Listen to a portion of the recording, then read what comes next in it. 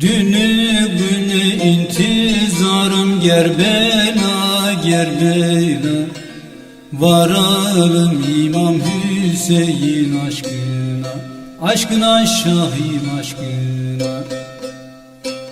İllallah illallah Şah illallah, sen alimsin güzel Şahim eyvallah. Eyvallah Şahim eyvallah. Serdem gayri sermayem yok elimde, elimde.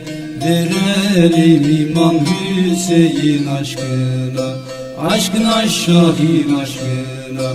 İllallah illallah Şah illallah, sen alimsin güzel Şahim eyvallah.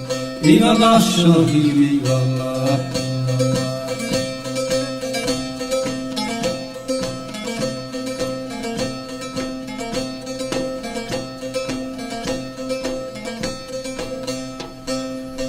Galip rehberinin evine getir ya getir, tamam eyle eksik işlerim bitir.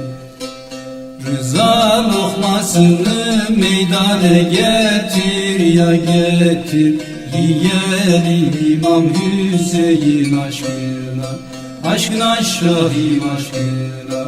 İllallah illallah Şah illallah, sen alimsin güzel Şahim eyvallah.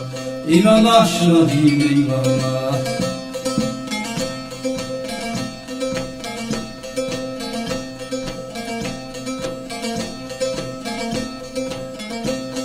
Şahatayım bu yola beni değil ya değil, çırışalım Muhammed Ali değil.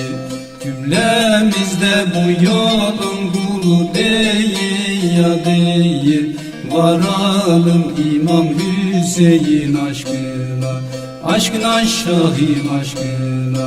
İllallah illallah Şah illallah, sen alimsin güzel Şahim eyvallah.